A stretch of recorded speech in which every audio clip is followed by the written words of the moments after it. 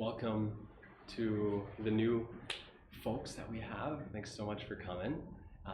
And friends that you bring out here, amazing.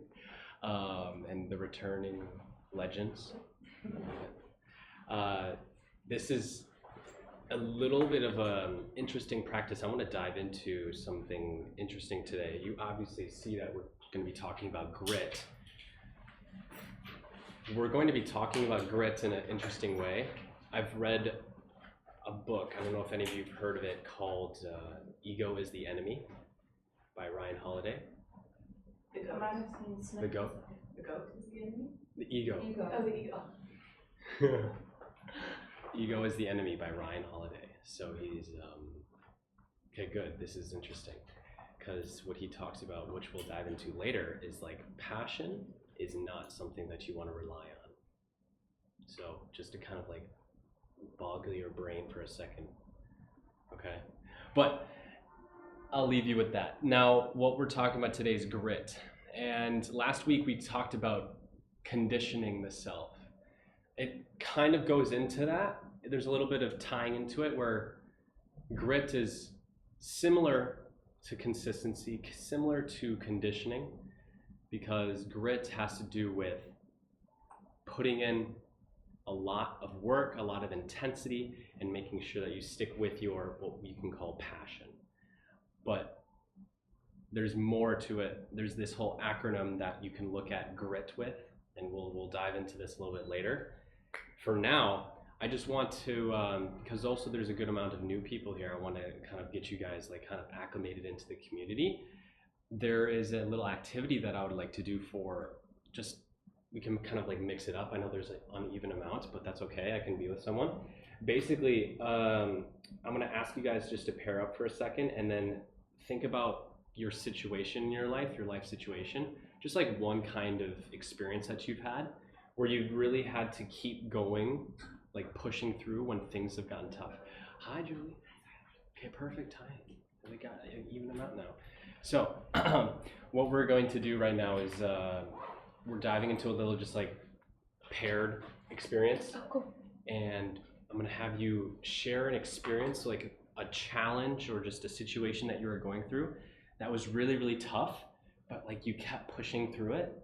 You kept pushing through it and you kept pushing through it to get to maybe a new understanding, success, a failure, but it's like you still had an optimal look at the end of it. It's not like it just turned out to be horrible and like a bad thing happened from it. I want you to think about this situation where you had a really tough time to push through, but you were doing sort of things, and like I want you to like share that experience, what you were doing, how was it feeling, and what was the situation that you were going through to keep pushing through, because this kind of bridges into what we're going to talk about today. And so yeah, just basically talk about one experience, one after the other, kind of just a back and forth, and they'll give you guys like 5 minutes each for each person. You kind of just will be like 10 minutes or so. And you look like you have a question. No. Okay. Okay, any questions? An experience where we had to persevere and it ended well. Yeah. Either with like a new understanding, maybe a new opportunity, like a positive outlook. Not necessarily a bad one, because you know there's also a lot of tough situations that we went through that were tough, we pushed through, but like not a really great positive, like a negative outlook, right? So let's think about the positive ones that we've had. Just one experience that you've had. Okay, and then what I'm going to do is I'm just going to like count you guys off so we can kind of like mix it up, because I know you guys are friends. Hello. Welcome, welcome. We're doing a little experience right now. We're about to jump into pairs, and we're going to split up just to share an experience that we've gone through that was really challenging, that we persevered through and ended up with a positive outlook. So you want to start off as one, and then I'll just go like 1, 2, 1, 2. Oh wait, that doesn't work. We'll do like this. Okay, so 1, 2, 1. Oh wait, 3, 4. Oh wait, I'm doing this wrong. Okay. You want to just go you two together, Yep, just do that. Yeah, I'm gonna do that instead. I'm usually like bigger groups. Anyways, so we'll do you two together. You two together. Yeah, you two. Yep. You two. I know you two were talking to each other earlier, so let's keep, like, you've never met each other before? No. Okay, cool, you guys can stay together. You two, and then I'll go with Julie. Works? Mm-hmm. Cool beans. So, we'll just do like 10 minutes, just, and then we'll come back together. Right. Do you want to come here? Yes, I'll come over there.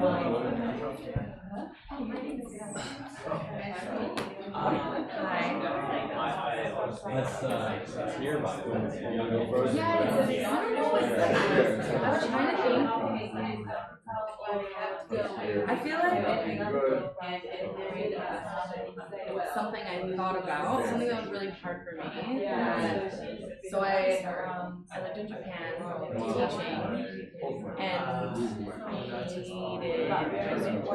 I needed working at my school because they didn't, it's a strong word, but I just didn't feel appreciated. I just got a degree in was always what I wanted to do, and so I had all these ideas, but in Japanese culture they're not really super open to new ideas, so I would be okay, I want to do this in the classroom, and then they'd be that's great, because they're also Japanese, so they won't tell you no, and then they just would never do it.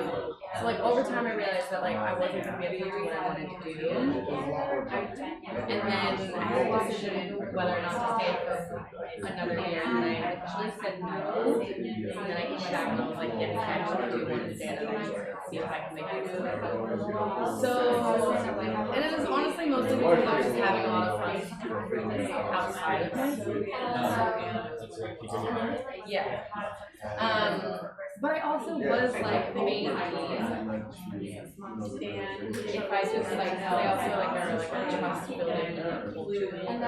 So I think by the end, I kept cracking at it.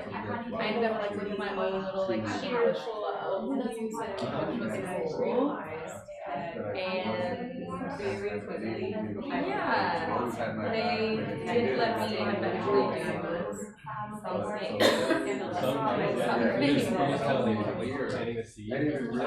I guess I just kept trying.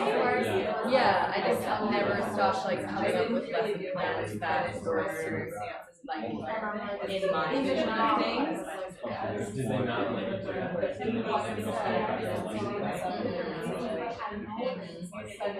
And yeah, it worked for some teachers and not for others. There were some teachers that I was never able to sort of get inside, hack them.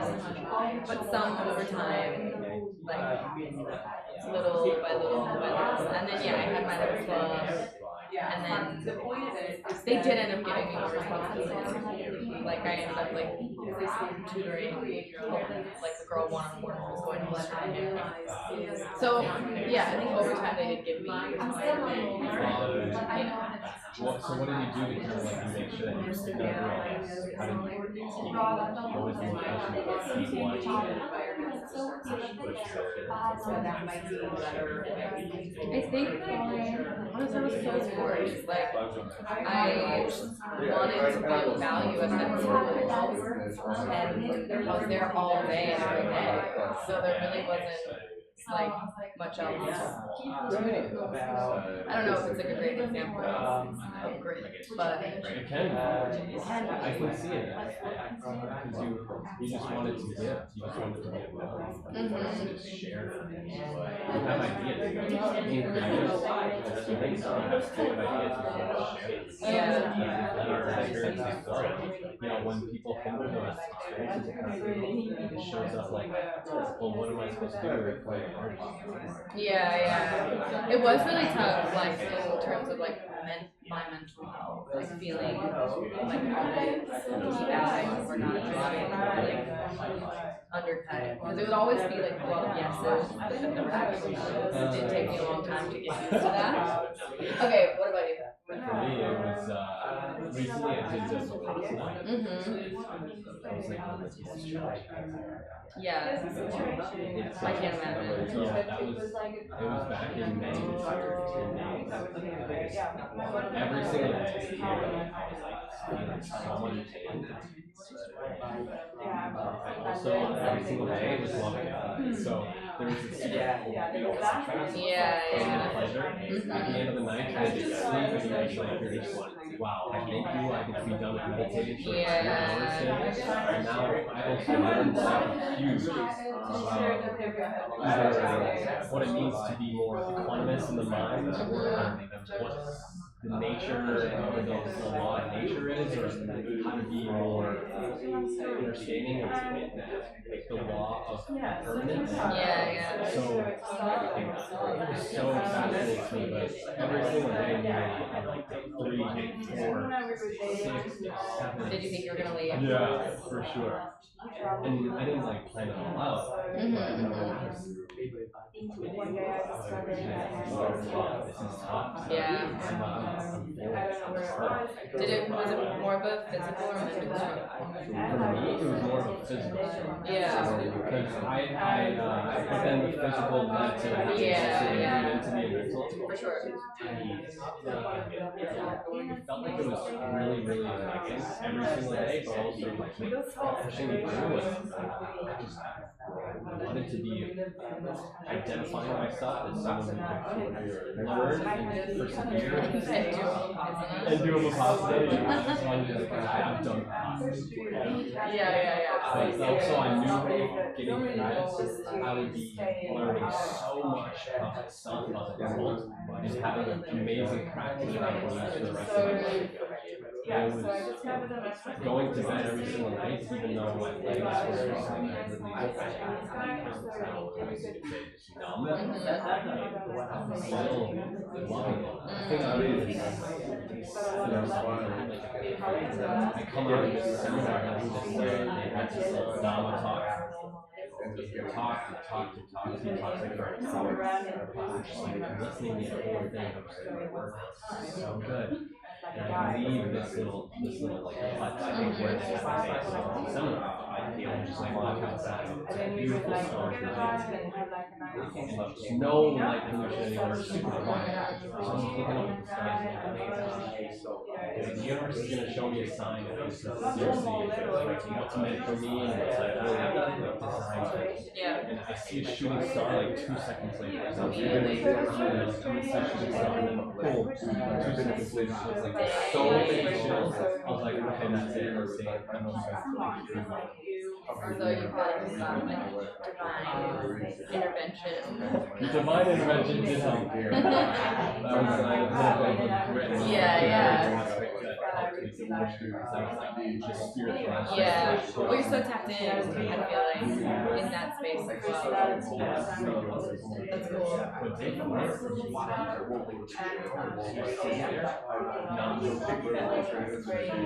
Not opening and closing your hands, not opening and closing your legs. Hi, George! That's so hard.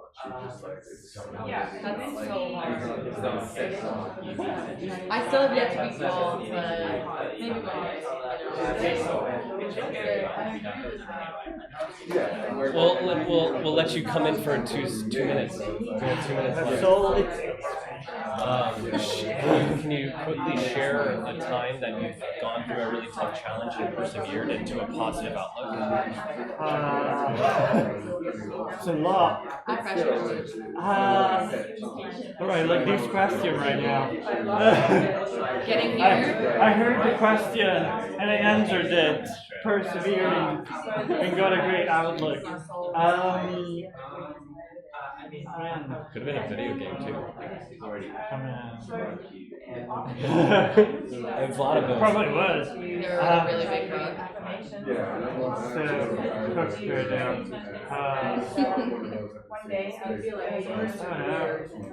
Probably have to go bit of time.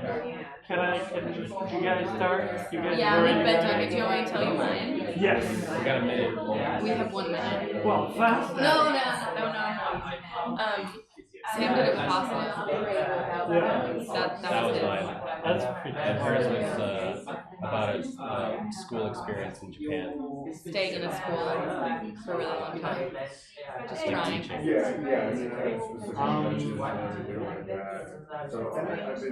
Still flying. That's alright. Woke up 10 minutes ago. Good morning. Good to be here. Your brain is starting to get activated now. Yeah. So it's okay. Take your time. Just settle in. Just gonna get your lovely face. Yeah. In your lovely face. Woke up this morning and I persevered. Yeah. Everything was pointing to stay bad. Okay, great. Thanks, Sam. Thank you, Julia. That was awesome.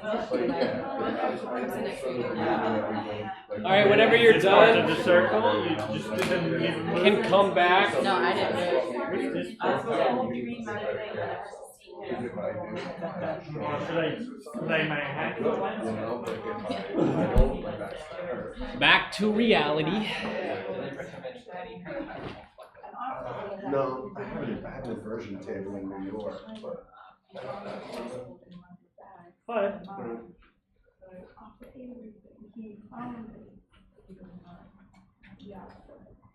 Did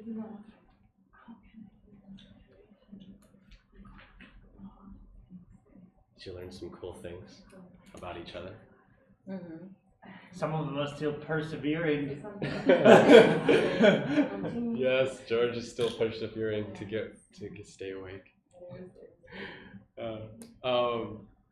What'd you learn about each other, or any takeaways from maybe ideas of how you can persevere through your stuff next time if they shared any things that they did?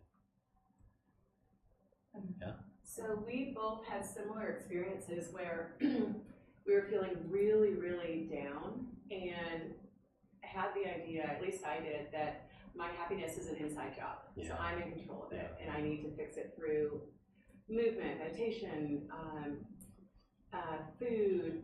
And in both of our cases, we literally picked up and moved somewhere else and were instantly better. Wow. And I remember when that happened, and I thought, I will never underestimate the impact that my environment has on my emotional and mental health. Wow. So true. It was just so significant because I hadn't realized that before it happened to me.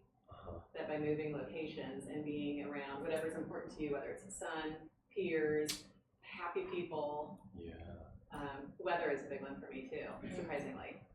That was the only, I was the same, my environment changed, and then I changed as a result, very, very quickly, so.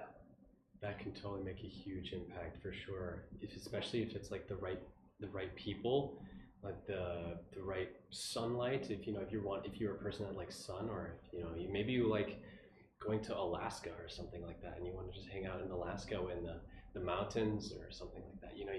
Kind of also is a little bit of a change to see, okay, maybe I will like this, also maybe I'll like this, and you never know, because you might fall in love with it, right? Yeah. You already knew, so you guys already knew that you were going to move to a place that you liked? No, for me specifically, I'd gone to visit my family home in Washington State, and it was like October, the weather was changing, it was dreary and gray, and I was there for a couple months, and I was just spiraling. I'm like, do I have depression? Is there something wrong with me? Is it hormones? Like, it's always like, what's wrong with me? Yeah. And on a whim, with a neighbor, I just took a really quick, easy flight down to Mexico. Oh.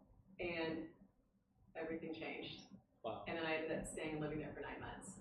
Oh my gosh. So it was just like Mexico. and I thought the only thing that changed was I'm in a different environment. I still don't have peers.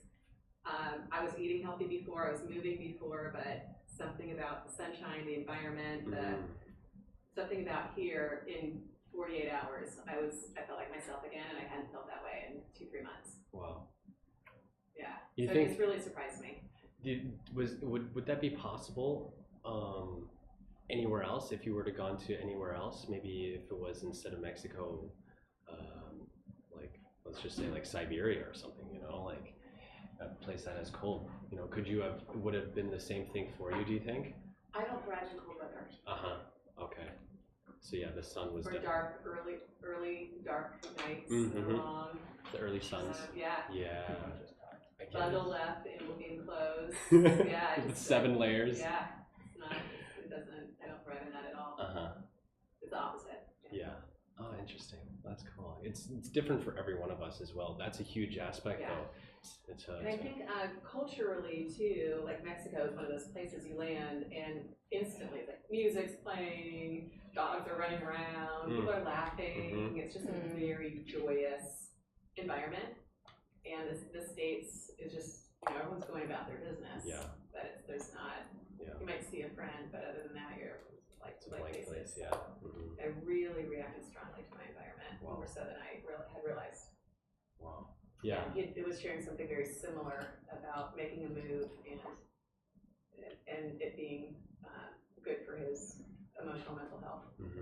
I've also found like maybe it has to do with being in a completely different like environment as to weather-wise and climate-wise, because when I've moved just from house to house within the same state, I didn't necessarily find myself being any different because I fall into the same habits and the routines that I was doing once before, and that was super challenging for me. So I was getting into bad habits because I still was smoking weed, I was still being around the wrong people, and so that kind of just was who I was. That was my identity at the time, and that identity kind of came with me as I moved to a different place. And even though it was a different house, a different set of community, I was just still the same person, and so I attracted all that same kind of stuff.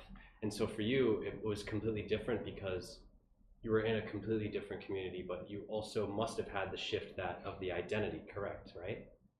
Yeah, so I mean, there's just a lot of things about life in the US versus life in Mexico. I just felt like I went from just kind of like wah, wah, wah, feeling every day was like an effort, like, oh, what am I gonna eat? Now I have to do the dishes, now it's 11 a.m. in the morning. Just everything was like quicksand. And the minute I landed in Mexico, it's like taco stands and people, everyone's happy and joyous and kids are running around. I'm like, yes, I'm so energetic. Wow. I just want to hit the ground running and I'm happy, and it happened so quickly and it never stopped. So then I started realizing, then next time I went back again to Washington, I was like, it's like, oh, can you do this? I'm like, oh my God. Yeah, I can help you. From 2 to 3, okay, my day is ruined. It's bizarre to almost observe my own self. Yeah. So I can't put my finger on exactly, is it the weather, is it the food, is it the environment, is it the way the planets are aligned with my astrology? I don't know. Yeah. It just is. I go, okay, this area is not good for me in my disposition. I'm not going to fight it. I'm not going to keep questioning, like, is there something wrong with me?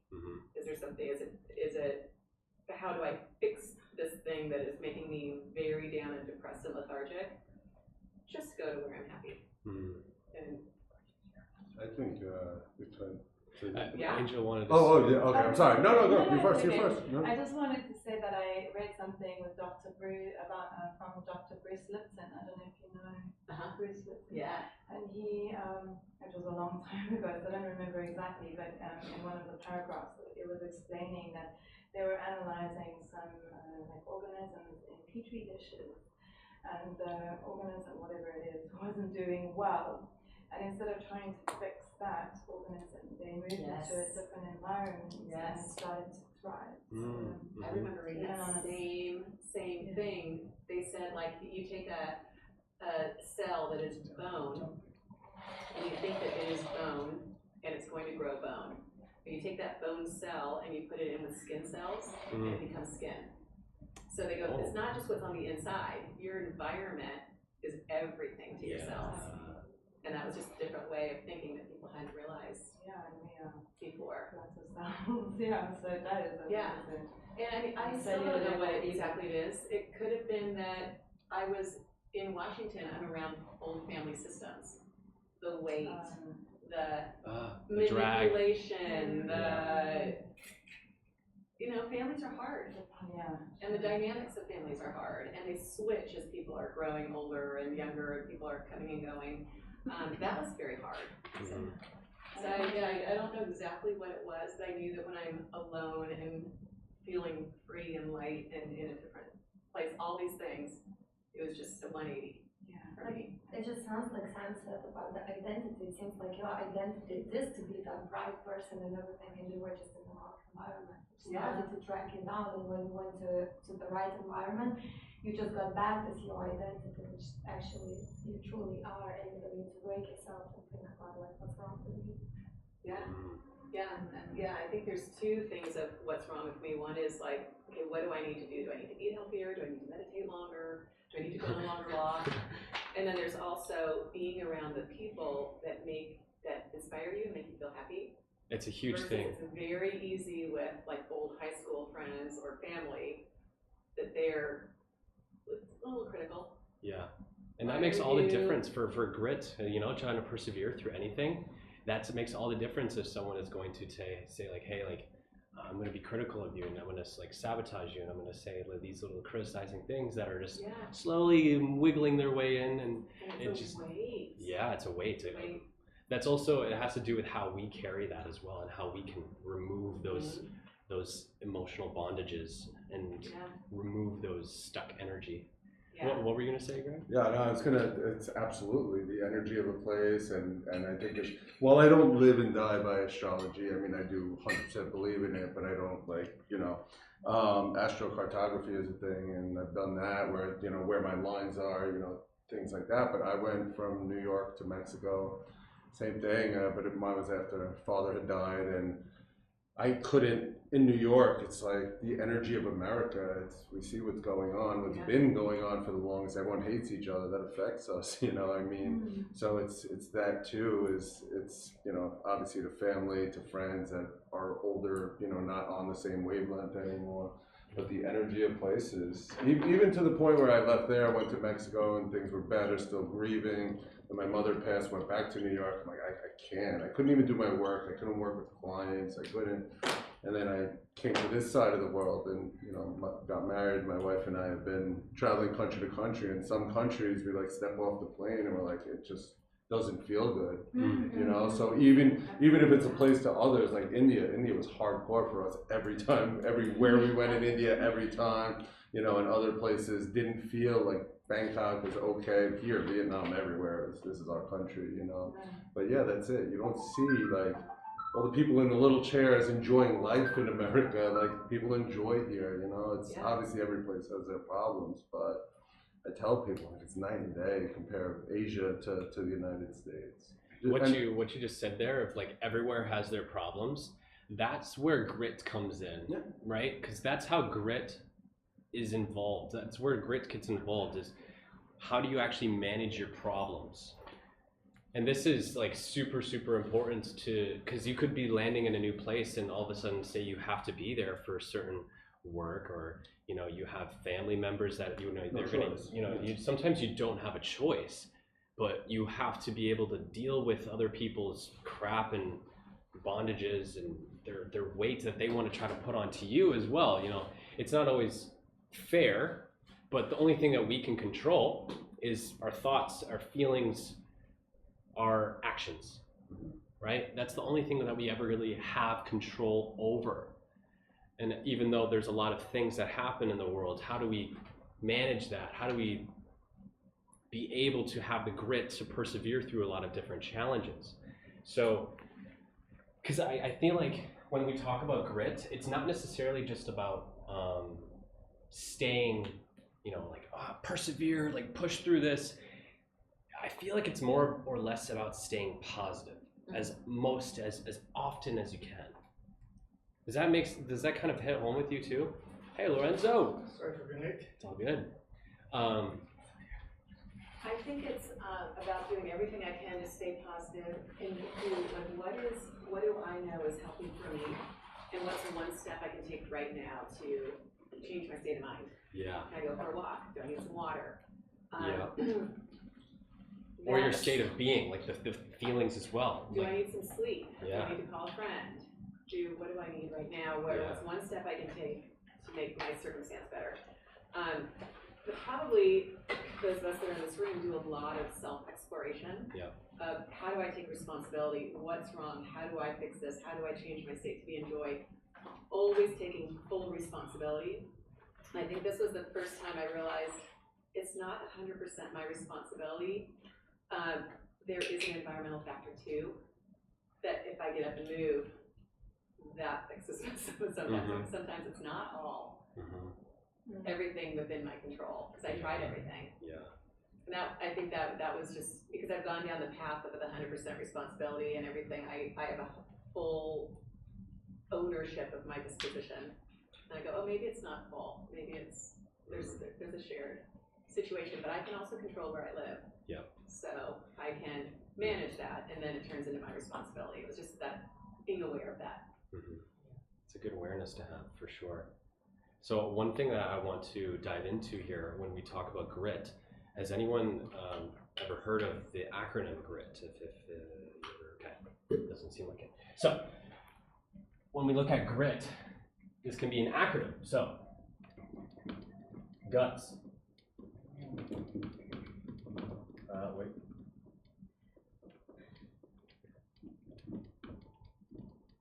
Resilience.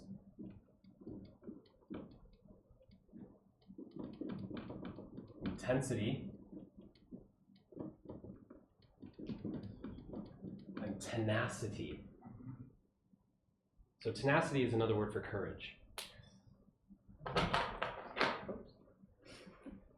This is super, super powerful when you see grit. Having the guts, having resilience, having intensity, and having tenacity. So let's talk about guts first.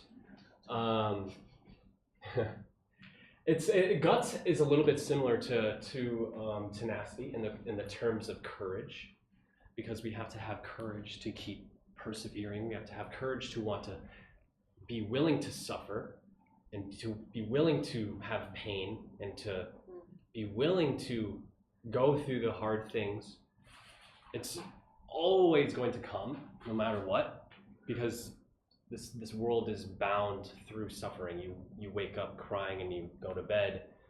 Well, I'm talking about when you're born, right? So you come into this world crying. Every night. Every night. You come into this world crying, and it's like, I don't know if you guys remember what it was like feeling like to come out of the womb, but we were crying. It may have hurt. I don't remember, but then there's also death. That's also suffering too. Because there's then the aspect of you lose someone. It could be someone else that is dying, or yourself, and your world is about to end. The whole world is mixed with suffering. So that's having guts to go through that suffering. But also there's managing strategies, and we're gonna talk about this later, of how you can have the guts and how you can actually manage this really tough situations that come into your life. I don't want to forget this. So there is a part of your brain called the anterior mid-cingulate cortex. This is called the AMCC for short. You can look this up online. Dr. Huberman talks about this in his mid-cingulate cortex. You can basically just do you can just basically say AMCC. So this is super interesting. Now, when you look at this in your brain, there's two of them in here that go on. And whenever you do something that you don't want to do, it grows. Whenever you do something that you could have, it's the easy route, it shrinks. So this is having to do with the challenging things, and the more this is bigger in your brain, the bigger it is, the more guts, the more grit you're going to have that power, that energy, that enthusiasm to get through anything that is troubling. And so it has to do with how do you deal with stress and how do you make decisions under stress. And it's very, very important. So say, for example, who likes ice baths in here? So you like ice baths. That's a completely different thing when we talk about the AMCC, right? When you go towards the ice bath and you say you like it and you go into it, your AMCC does not grow. But for everyone else, because they don't like it and they do it, that's when it grows. I don't like it, I like getting out of it. Yeah, exactly. It's such a great feeling to get out that I get in order to get out. Mm-hmm. Yes. That's true too, you know, and it's the aspect of, you know, there's the whole experience in itself is like super painful, and you know that the after experience, like you have the dopamine there because that's what pushes you into that in the first place to even motivate you. Dopamine and the AMCC go together, by the way. When you look at all of human behavior, every human is driven by pain and pleasure. And so pain is having to do with regulating pain, which is the AMCC, and then dopamine, pleasure, is the other factor where we want to move towards pleasure and move away from pain, right? So that's how these two areas are being combined to create your entire lifestyle. That's super, oh wow. If you look into it more, you can find a lot. I don't want to dive into too much of it today, but it's very powerful, very powerful. So next is resilience. What do you guys struggle with the most when it comes to resilience? If anyone would like to share.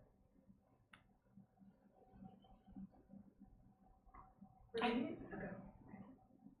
feel like resilience is like a bouncing back, Yeah. and I think my struggle is the cadence or the timeline in which I bounce back. Like I would like to shorten that. So, the cadence of how, like, how long it takes for you to come back. to get back on the horse. Yeah.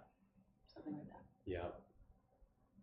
Also for me is doing the things I know I need to do, especially when I don't feel like doing it. Mm-hmm. Sometimes just not in the mood or whatever, just want friends call, want to go attend a nice boot camp here as opposed to getting on the computer working. Is that resilience? To do me. things you don't want to do? For me, yes. Okay. Doing the things you don't want to do when it's fun. Yeah. I It's get not it. doing the things when you feel like doing, but especially when you don't feel like doing, especially going to Right. the gym, whatever you need to do, make a call, send an email, follow up with a client, a prospect. Mm-hmm. That's, you don't feel like it. That's what for me resilience is, pushing through. Mm-hmm. The way that I look at resilience is a little bit different from that. What I would say for what you're talking about of like pushing through, that's like tenacity. But when we look at resilience, that's like how, like what Julie just said of, you know, you want to be as strong as a wall. So if someone throws a ball at you, you know, it's going to bounce off you instead of like impact you and like impale you, you could say. And this starts off as like, it's a thing that you have to build, right? So you can look at, let's say your resilience starts off as a balloon, okay? So the only thing that's blocking you is this latex. That's your layer of how much resilience that you have. And once that's broken, that's a great thing. Just like a muscle, it has to break down to get stronger. So then all of a sudden it becomes an egg. And now your layer is an eggshell, right? Mm-hmm. And so now you have to come back as an eggshell. And then after that, you know, once that gets broken, then you come back as a soda can. Well, that's the backwards. And then you come back as a soda can. That's some aluminum or tinfoil or whatever it is. You know, I don't know how these things are sometimes built. But like, and then what's the biggest thing is you're a bouncy ball. A bouncy ball doesn't break. It just bounces everywhere and can stay strong and jump back. As soon as it jumps and hits the floor, it knows how to get to the top again. So that's like where we need to develop that skill. How do you develop that? That's the question. Well, I think it's just by having things that you have the guts to go into that is going to suck. And then having a mindset, we'll talk about this later a little bit more, that gets you in the right perspective of knowing, okay, I have the ability to push through this, but then also what are my strategies for the way that I feel to get through this. And that's also having to do with the state of being, which we Susan was talking about a little bit earlier. So Having a strong why helps you too. strong why, that's exactly right. That's the having to do with the mindset, right on. Why are you doing what you have to do? Very important. Intensity. So one thing I want to mention about intensity is like, this is like commitment, right? And when we talk about commitment is having the energy and just operating with really intense focus as well. But with intensity, you also can get too intense that everything in your life becomes serious. And all of a sudden that's like not become a great thing. Where we were talking about this last week where it's like, okay, I really want to do all these things for my life and I want to make sure that I'm doing this and like hard ground boundaries for my spirituality and for my guidelines of how I want to live my life, my rituals for how I want to live my life. And by living to them so strictly, so intensely, it actually can have a negative impact because of how intense that you are attached to the aspect of this is who I am, right? And so then you saying like, this is who I am, you know, I can do all this, you know, there's a balance that has to do with this because, you know, there's times like you will have failure, you will have problems. And every time that you don't do that, it infects your ego, which is a big thing because you technically failed, and your ego can get in the way in 3 different ways. Being I guess you could say the upcoming, the success, and then the failure. This is where the ego is like coming into these phases. And ego has a lot to do with being gritful and intensity. And so being in this intense format, you want to have boundaries. You know, like this is where I don't want to go down to. I want to get up here as much as possible. I want to like move this up, right? But also recognizing that once you're up here, it's going to come down. So that's just one thing I wanted to mention. But I had a question for you guys. So yeah, this is really important because this is what I was getting onto. So when we talk about intensity and the balance, right? So what are ways that you have found in your life that you can actually balance between the intensity and rest? And I'm not talking about like working 12 hours a day and all of a sudden like that's your rest at the end of the day or something like that. You know, 16 hours you're working all day and then at the end of the day that's your rest. Like how do you balance your rest and intensity? Does anyone have like a really cool or just kind of like routine in their life or rituals? I follow my body. You follow your body. I stop when I'm hungry, I eat, when I'm sleepy, I sleep. Yeah. Self-schedule. Yeah. Just follow nature. Yeah. Because like the best thing we need to do is to look within. Mm-hmm. When your body says stop, just follow it, respect it. Because if you keep pushing when you're not at your best, you're gonna be getting like half-assed work. Exactly. Recharge your battery, take the time off, and go all in. It's much better to do 1 hour of fully intense work when you're at your best than 3 hours of just driving. 100%. So you say that the way that you are able to do the most intentional, most intense work is by just following what your body's natural rhythm is. Yes, always. Just like one of the things I learned the last few years is to look within, whether it's to look for inspiration, for answers, but also follow my body when it comes to whatever it wants to do, for the reason, obviously. Yeah. I do what the body dictates in a way, the body and the mind. Yeah, I've read a book that you guys might find helpful. It's called Mind Management, Not Time Management. And this is having to do with what you talk about. It's kind of having to do with like, there's like these certain perspectives that you say like, okay, I'm feeling like this, so what is the work that would be perfect for me to be able to do like this? But then say there's a scenario where you have to say like you're feeling like this before a big performance, right? So because you know that this performance is going to require you to feel like this, you also have to know of a way to get into the feeling that will allow you to perform. Does that make sense? Yes. So there's these different, we can talk about that some other time. There's many approaches. I'm sure some of you guys may have different approaches. Just like you'd love to hear about those. Yeah. Yeah. Do you guys have any approaches to balancing that? I think one of the ones I use a lot is journaling. Journaling. So it's called like free flow writing. So it's a case of you, whatever's on your mind, you could continuously write. Yeah. And there is no filter. So even if you're stuck, then you can just repeat the same word again and again, or either dot dot dot until you can continuously write.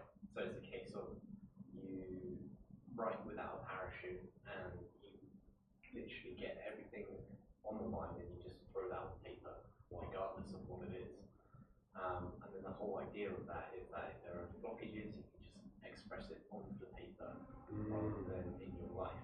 And I think it's based on Gestalt psychotherapy. Yeah, So then you are just expressing yourself. Amazing. I've done that before in my own little ways as well, where I used to just take a page every night and just like write exactly what's on my mind, and that's been super helpful. Do you do that every day? No. Oh. I do it when I realise that I need some time for myself. Yeah. And I just write as much as whatever I can. So kind of when it comes out of inspiration. Probably when I'm just really exhausted. Okay. Like empty the brain, I'd say. Yeah, I get you. Thanks for sharing that. Has anyone got any other ways? I love these two that you've both shared already. What is yours? The way that I get from like the balance, well, so I have a lot of different ways. One of me, for me, is like I like to balance my morning and evenings. So the idea is having a morning ritual and an evening ritual. That's the things that kind of get me, because like then I can have my full work period throughout the day, and I can be super intensely focused throughout the entire day. And I don't need to be like, I don't even eat in the middle of the day. Sometimes I get hungry, but I just still persevere and I still like push through all my work. And yes, there's some times where I like want to do something else, but it's because the mornings I dedicate probably like 3 or 4 hours to going to the beach, meditating, doing some breath work, getting a little stretching exercise in, and then I'll eat a really amazing smoothie bowl that I make every morning. And I'll make sure I'll journal, or I'll do a podcast. I'll listen to maybe an audiobook, and I'll read. So I just design my morning that it's just like for me. And then also in the evenings, I just kind of will rewind, and like, even though some days I scroll, it's like last night I was doing that, and so I just don't get mad at myself anymore, because that, like, if you look at anything in this world, technically it's not bad unless you put a shame on it. The only reason we think it's bad is because other people say it's bad. And so, because there's no truth to good and bad based on what, like, if you were the only person in this world, technically there's no such thing as good and bad. Does that make sense? Mm-hmm. It's an interesting philosophy, but that's generally saying like, okay, I'm going to be scrolling, and so I used to be super shameful of that, but now it's just like I'm accepting the things that I do. The evenings for me is just like letting myself do whatever I want. The flow, maybe I'll be working still, maybe I'll be journaling more. It's just like letting my mind just kind of unleash, do whatever it wants. No boundaries and no like perfect, right? So that's kind of like my evenings. Are you saying that because you felt bad taking time for yourself, like me time? Say again? Are you saying that because you felt bad taking time just for yourself? Like me time, doing what you want to do without anything else? A little bit, but also because I had this this pressure of always wanting to be like building myself up 1% every day.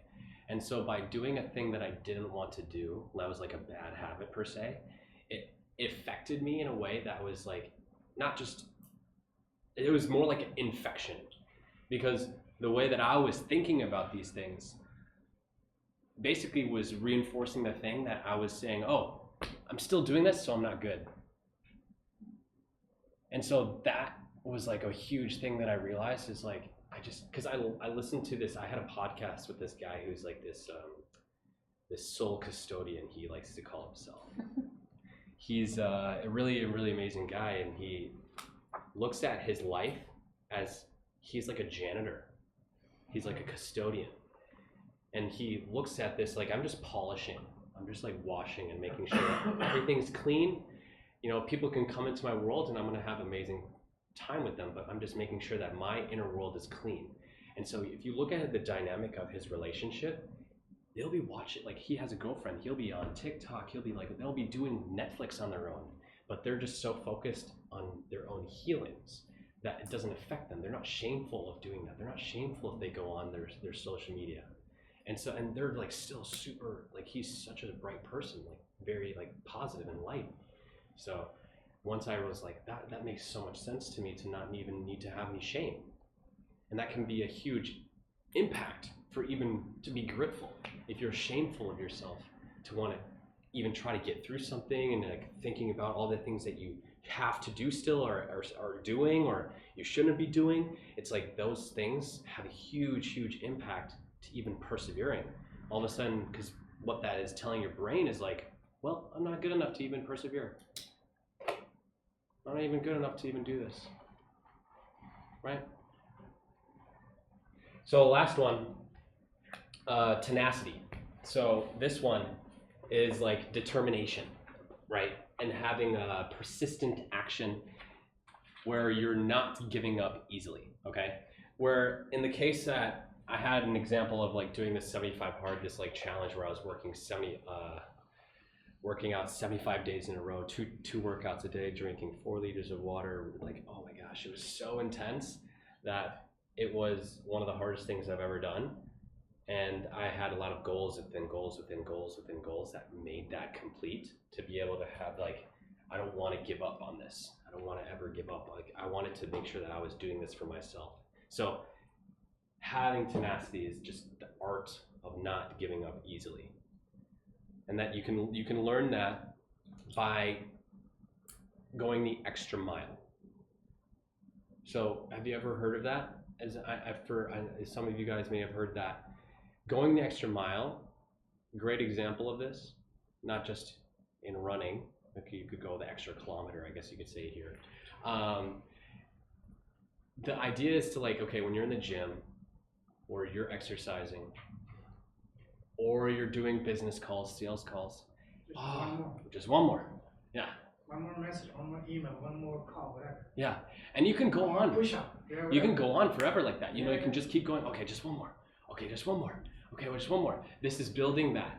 This is building that art of not giving up so easily. Even though, you know, maybe you say you wanted to have, let's just talk about it in like the terms of like sales calls, right? You wanted to have 100 calls in the day and say no one picked up. That would have been a really hard thing to have to deal with. Maybe you, yeah, we'll just go on with this example here. But at the end, you know, 100. It's even with what's his name? Who was the guy that invented the light bulb? Edison. Yeah. 10,000 watt. Yeah. You know, there's that aspect too. Is like he didn't give up on the 1,000th try or the 2,000th or the 3,000. God, he didn't. Right? He kept going. He kept doing it because he was like, I'm so determined. I'm so wanting this. So that's like just going the extra mile. Just start building that in yourself by doing one little thing extra as much as you can. So I want to do a little activity with you guys. I don't want to keep you guys bored. So no, it's okay. It's okay. This is like when we talk about stuff like this, it can get like it can just go through you, and just all of a sudden it's like all this stuff's here. So I want to get you guys thinking a little bit more. So maybe you were here for this a little while ago, but if you did, then just go along with that. So the activity here is called the brick exercise. Oh yes, Alex Hormozis. Yes. Yes. But you know what? Hey, don't say anything. I don't know it. Okay, great. So I need you guys to take out something to write with. Yeah. Phone is okay. Paper. I have journals if you want a journal. Oh, phone. Phone or The surface. I have pen. Yeah. Come on. Have you got table in there?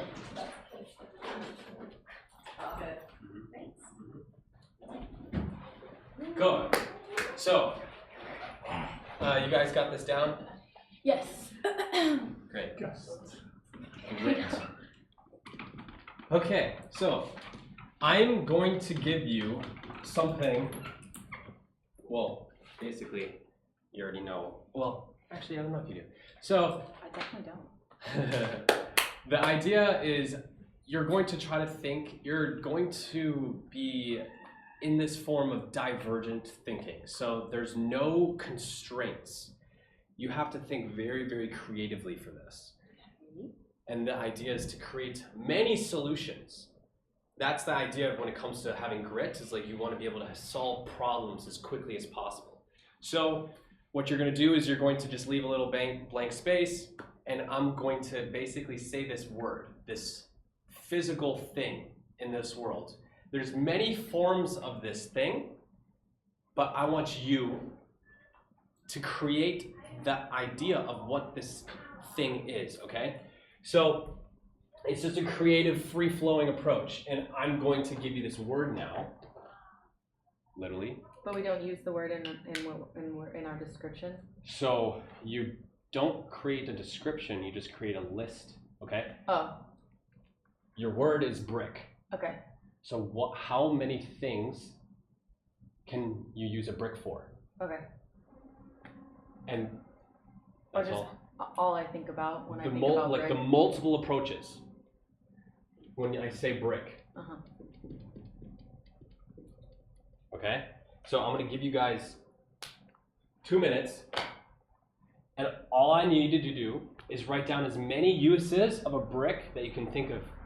Okay? And how many different ways could a brick be used in life? Other than the uses that you actually can do with a brick. All the uses that you can do with a brick. No, but like other than building a freaking Yes. wall. Yes. Yes. Can you also put things you can do to hit Yes. someone? Yes. Don't worry. An animal. And this is why I want you to think idea. creatively, okay? So, Okay. 2 minutes, as many use cases of a brick. Go ahead.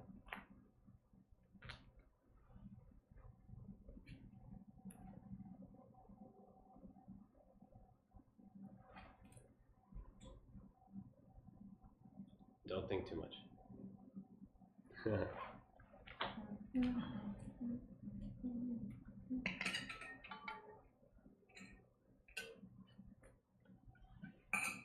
Try to come up with as many as possible. Write down.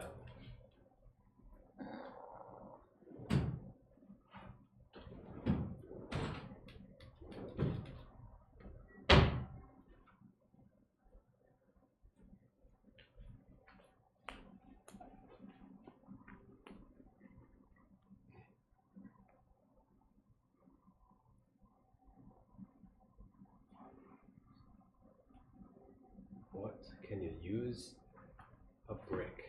How can you use a brick?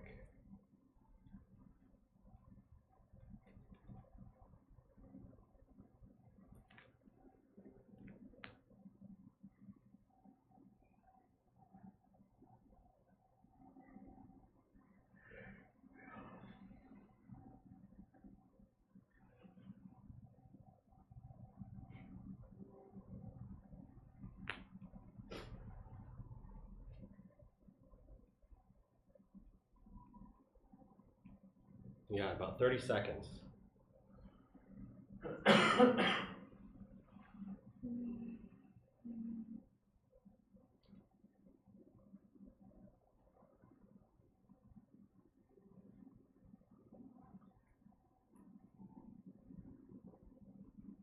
Ten seconds.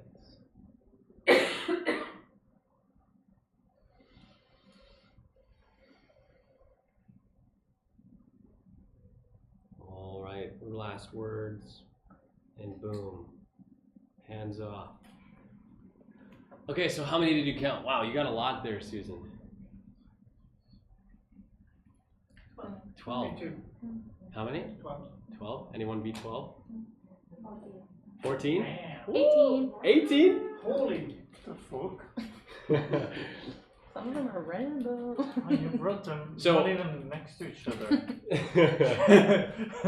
One thing I want you to think about, right? So, did you think about how big this brick was? What was the size of this brick? Ah. Okay?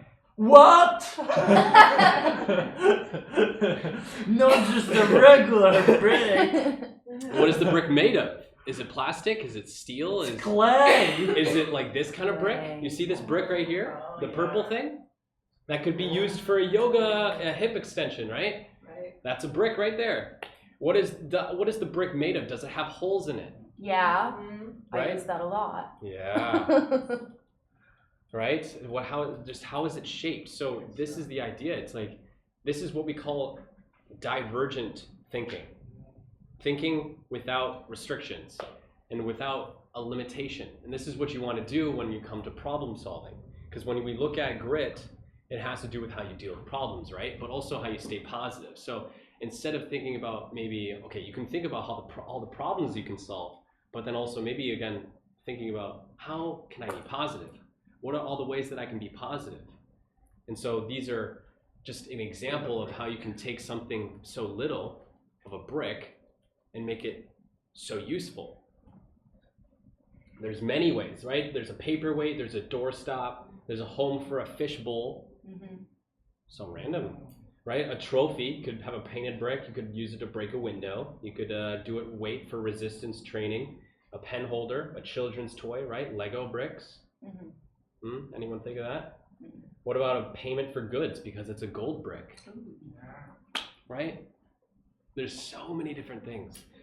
So I just wanted to kind of just show that to you. There is one thing that actually I want to do another little activity with you guys. There is okay, how much time do we have? Okay, cool. So I'm gonna do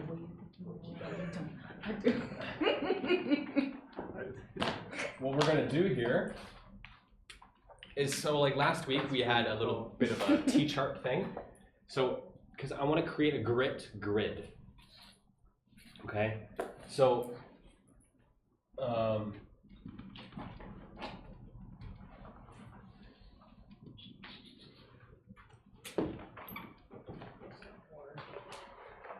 what I'm gonna have you guys do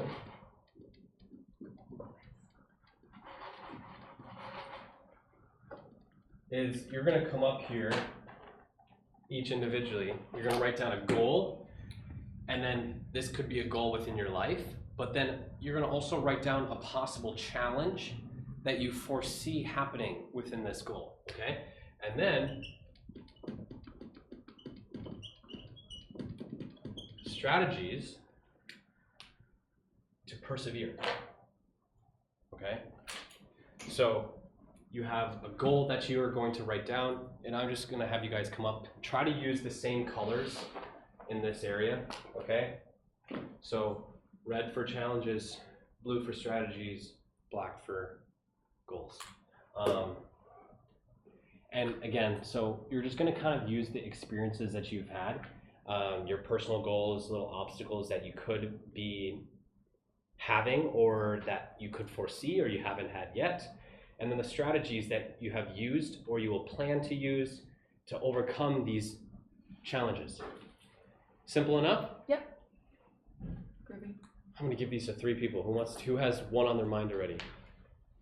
Start with what? The goal. It needs to be business related. It can be anything. I got all of them. So it could be any goal that we have, the challenges and strategies. Yes. You're writing down one, basically. We'll all write Break it down. here. You're gonna write down one in each one.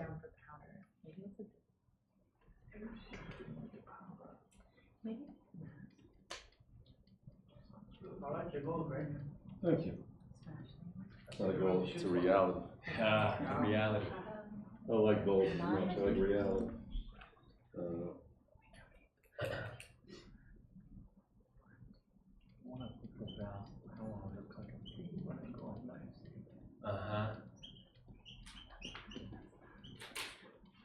Wow, that's great.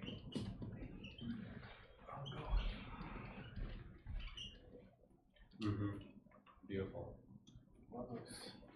You have all 3? We can like kind of go, we don't have to go one at a time. If you guys already have some, just you can write it down. Right. Yeah. All the figures. Oh, you didn't know?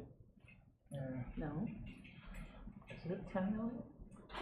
Just a million, huh? No. Just a million. No. Yeah. Yeah, it's 6 figures. All of a sudden you're Oh. pressure. I should remember. Yeah, that's challenger strategy. Yeah, I have it. I have it on me actually. Same. I really don't. Yeah, I can put it.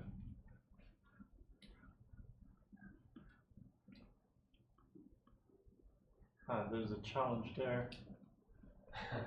My challenge for you, which one? To write it down. Writing down the goal. Clarity. You know what you put is making me feel like self-conscious. Because when I want to I'm put, sorry, I felt like it was gonna be hard. It might be hard, I but. want to put like 50K a month compared to this, like nothing. Listen, you I'm know? not there. I'm not at 50K a month, so I gotta get there too. But I'm just doing the grand My scheme of dreams and things. aspirations. Okay.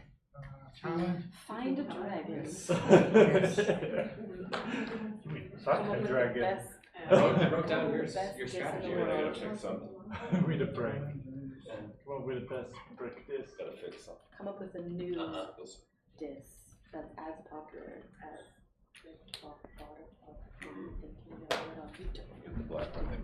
How do you You sum gotta up? fix this too, man. Huh? This is the 50K strategy. dong or 50K? No, pounds with So the put dollar. pounds there, man. How do They you all go together, right? What's your When goal? you're I don't know how to going do it. so- They USD. could, yeah. Do we break They don't all? Dollar? Yeah. Or We dollar, break dollar? one Yeah. and then Dollar. somebody writes the challenge. Go. Oh, I think you write all of this. Yeah. USD. Someone US say dollars. one word. Yeah. That's 50K a month. Yeah. Putting Yeah, yourself in dollar, $50,000. right? We're all talking about money. Yeah. But I wanted to make sure it wasn't in dollars, because $1 billion is a lot easier than $1 billion. It's running 3 US workshops. dollars. I think it Oh, would be. cool. That's really nice. Yeah, my sister said it's one of them. Oh, and yeah, it's cool and I targeting, should do challenge it. is targeting, I guess. But I Yeah, am. targeting. did Okay. Well, I Let me running. put the blue for now. I can say like workshop and then Partnerships, What do you mean? collabs. You're running it? Yeah, I'm running. Huh? Is that what you mean? And you guys, these don't have to be like strategies, like Two more. like hiring a team, or it like doesn't have to be like that. It could also be like I wanna. yeah, it doesn't have to be. It could be essentially like a Yes. growth Everyone's saying mindset. it's mine. I'm not done. I'm just Oh. waiting for you because you're taking wanna your write Oh, two sorry, more, like- no, in progress. Yeah, no, you just time couldn't write, that's fine. Sorry. No, it's, Yeah. You already have Strategy mine is exactly Yeah. the same. Yours. No, I'm not. I'm Oh, actually that's just okay. trying to. Yes. Would be yes. like. What would the other ones be? It would Is that the be- challenge? No, that's not the challenge. Yeah, no, I have a list of 6 actually, but I don't have the time or the will come or on guys, don't be shy. the grit to do What are the it. other ones? Okay. One is like, Let me think about it. one is like comedy. I feel like he's trying to tell us something. Do you think he's trying to tell us something? Do you want me to write it for you? Can I write yours? Yes. Why mine? You write Could yours. be like a Okay, fine. non-negotiable, I right? write my own shit. I'm a Okay. big boy. Just saying like, oh, I'm gonna follow the journey. Well, why you challenge? I'm going. What are you waiting for? Having micro goals or having routines that could be your strategy as well. That's a very good point. Accountability is a great strategy. Yes.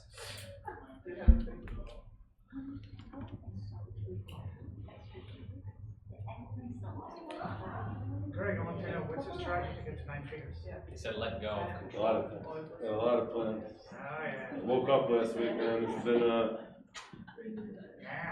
we'll talk. We're gonna. I'll Yeah, share let's- everything. We'll give a coffee to you.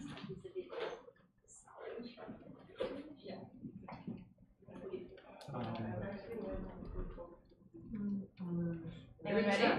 Do you want the blue one? Who wants the blue one? Stop, write yours. She's still on number one. Yeah, I'm ready to move on to the blue one. Oh. Accountability, small Ah. goals. So, Susan has the red. These are strategies as well. thank you. No, do it. You do it. Chinese? Oh. Well, I did the black one. Yeah, I know. Why snake? Because I'm the earth. Yellow snake. Yeah. Oh, okay, so you're snake. Nah, next Oh, year. okay. Well, sure, I'll share. I've been trying for 5 years. Oh, really? What are you? Like, Shenzhen. Shenzhen, okay. So do you speak Cantonese then? Mandarin. Mandarin, okay. But that's not popular Cantonese, right? Well, Cantonese a little bit, yeah, but I would say also a lot of Mandarin is there as well. Okay. I love it. I haven't been able to find a lot of use cases. Quick users. Somehow need to find more. There's actually a Chinese speaking club here. Oh, really? Yeah. Okay. People learning or just They just like get together. Yeah. They kind of learn and like just hang out together. And speak Chinese. I haven't thought of the strategies. I haven't come up here with a strategy to write strategies. Well, you actually need to decide which ones you're gonna do. So just you wait. You're from China? Oh, I need to decide what? Southeast? I don't I know. lived in China. Huh? I lived in China. Strategy. You lived in China? Oh, okay. Well, if I had a fucking Improv. strategy, Improv if I had a fucking strategy, there wouldn't be a problem to begin with. Guys, too loud. I'll write it in the challenges. Strategy. Lack. A lack of strategy. That's funny. You have any? Got your name. George. Who was selling myself? Angry George. Yeah. Oh, You want to write them down? No, okay, thanks. He wants to show us, not to share it. Decide. Decisions. Just get on with it. Yeah, that's a good idea. Just start. Yeah, that's a great strategy. It's just starting. First step. That's it. Yeah. Brilliant. Take the first step. Wow. Sometimes that's We're all the impressed. hardest. Just get on with it. Wait, I had a phone when I got that. No, okay. Okay. What common obstacles or challenges do you see on the board? Money. No, not goals. Challenges. Oh, I see. Never mind. I see it now. I wasn't looking at it quite yet. money. Yeah, money seems like it. Distractions, that's a good one. Scrolling. Should give it up for Moving pieces, unknowns. Yeah, the uncertainty. Lack of clarity can be one. Lack of clarity. Yeah. And then the strategies here is letting go of control, hiring a team, collabs, partnerships, create roles for myself with high money, low time, learning, invent. Investment, Investments. compound interest, whatever. Compound interest. Compound the eighth wonder. Set specific schedule versus flow through the day. So you want to set the schedule instead of flowing through the day. Yeah, I feel like if I flow through the day, pretty soon the day just gets filled up on its own. Yeah. So I need to make some decisions about this is what I'm doing. I'm blocking off this time. Something comes up, or put an end to what I'm doing to go do something else. Got it. Yeah. Join coaching containers. Just get on with it. Starting that first step. Compassion. Is that what that said? Yeah. That's good. I love it. That's a really, really good one. And then I put environment there earlier, which we talked about. Because that is a big strategy as well from what we just had learned from Susan's experience. Yeah. And obviously, you know, all of our goals are very unique. Some of them is money, some of them is just like creating a purpose, right? One thing I want to debunk for you guys is this idea of passion. Mainly because passion is different. The way that passion is different from purpose is because passion is having no boundaries. It has no boundaries to say, like a dog has passion and they run out of energy really quickly sometimes in the end of the day. You know, the dog has passions and humans need to have purpose because passion is saying like, you have a lot of things that you want to do and there's no restrictions on it. Like there's no, it's like passion is a little bit different from purpose because passion has, like when we look at it, there is too much that is the feelings behind it and like saying there's, I'm trying to come up with the words here. It's fantasizing. That's a good way to put it. Where purpose is more like structure of the fantasy. Okay? Because that's where purpose and passion go different. The thing is, like, I was reading this in the book as well. Ego is the enemy, and I was like, wow, this is like something that I've never really even thought of. But because passion is like one of the things that leads to more burnout, and it's not for long-term growth. It's not for long-term gratification and rewards. Because passion is like, I want to get this quickly. I want to just like, it's exciting to me, which is a good thing. Like you should have, these sorts of passion bursts, which gives you that dopamine, the motivation to start, but then it should turn into purpose. Okay? And so that's what is also feeding into the ego. It's saying like, okay, you can have this and this and this and this and this and this. And it's like, we have to be a little bit mediocre. Like we have to be okay with a mediocre life. And saying with that, with the passions that you can have in this world is like unlimited, which is true in the sense, but you have to be also not completely delusional, but also delusional, right? It's like a balance between these two that is kind of hard to find. And it's like, if you get too wrapped up in that, where your ego is completely filled in with passion, it's then all of a sudden expecting and getting, and all of a sudden only wants to focus on the rewards and not enough on trying to just give. That's what it turns into over the long run. And that's why it's not good for the long run. Does that make sense? Mm-hmm. Does anyone want to counter that? Because I don't want to say I'm right. I think what's coming up for me is like a lot of people now, because it's, like coaching communities, it's so much live your passion. You have to be, Tony says that. And like, yeah, which is true for many. And some people get to like, because I'm a travel creator, content creator. One of our things, we have a travel channel, my wife and I, and you see 8 million travel creators now. Yeah. So 8 million people are passionate about traveling and creating. How many of those are actually is that going to be their life's purpose? Are going to succeed with it? And because I'm watching people who just can't get from 0 to 100 subscribers, and are doing it and are making the edits and doing great channels and putting out great content. But I think there's a lot more to it with passion, and you can get burnt out really easily with that. Yeah, and I think people just delusional, like that's it. They think just if they do this, they can put out videos, not realizing like even there's other parts of it too. And right. Not necessarily, I guess I'm not necessarily talking about passion versus purpose. I feel like that is one of my purposes, but just passion in general, living it, there's more to it. You have to be real world. And I think a lot of spiritual people get out of the real world when it comes to just, if I put it out there, it's going to come. Yeah. Law of attraction. I write $1 million check, I'm getting $1 million. It's not that easy. It takes work.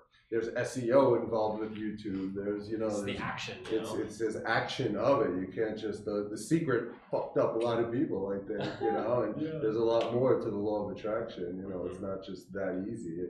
Obviously, mindset is everything, but at the same time, action is just as important, Yeah, I think a lot of people also found that from Jim Carrey's experience. Yeah. He wrote down that $10 million check in his head. One thing that is like with passion, okay, so there's this thing called the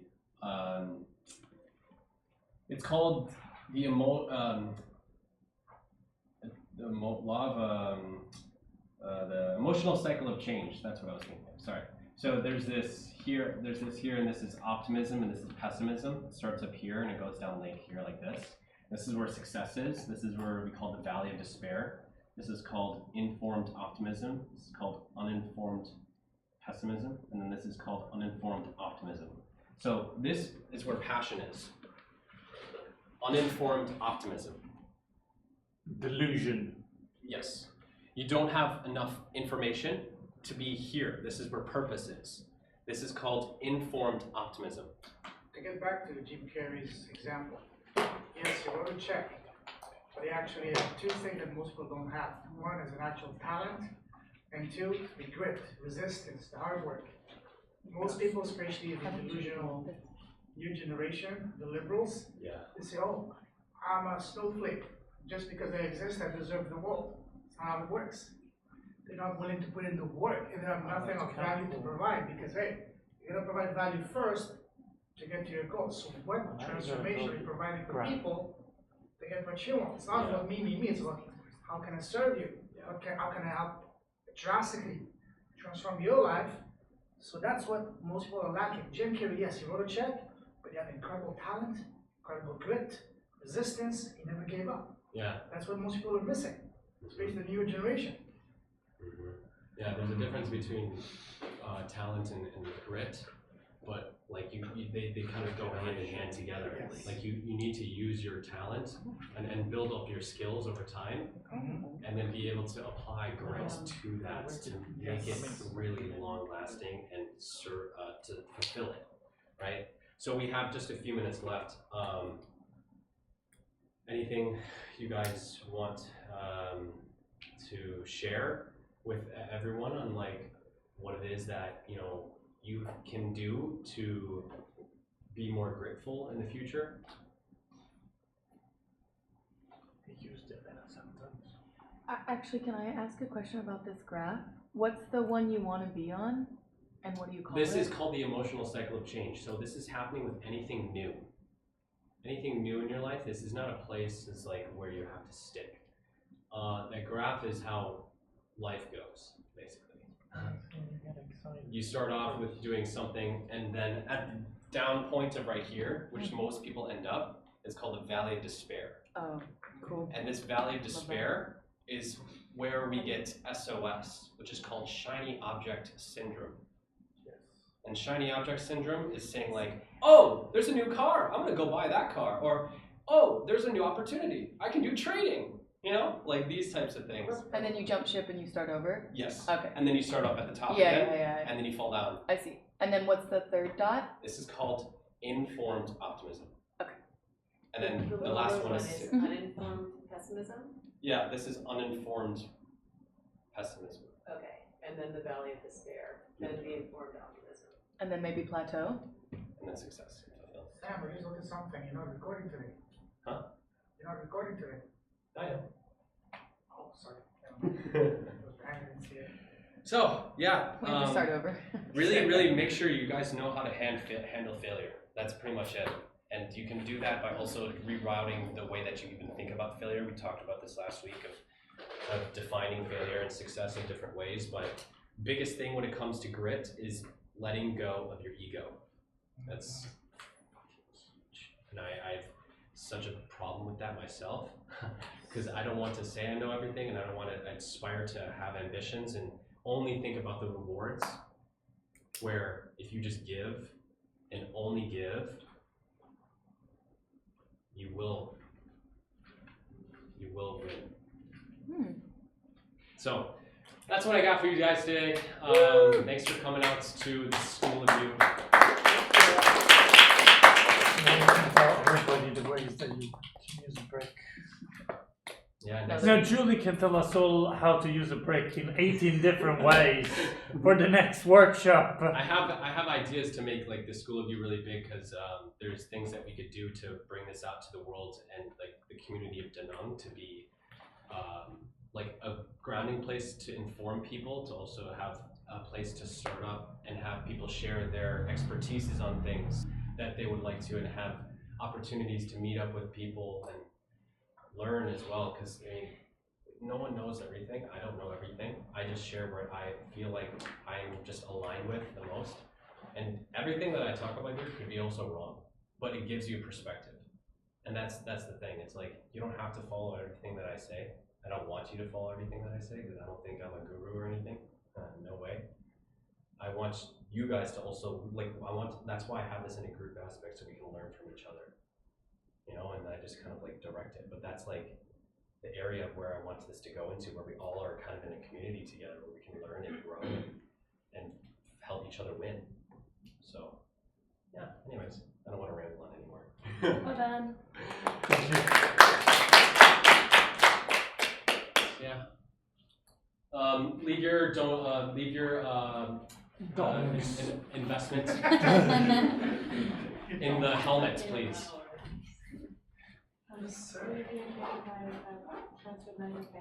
Yeah, sure thing. Yeah. Hey Sam, Yes. since I wasn't here last week, do you have any charts or resources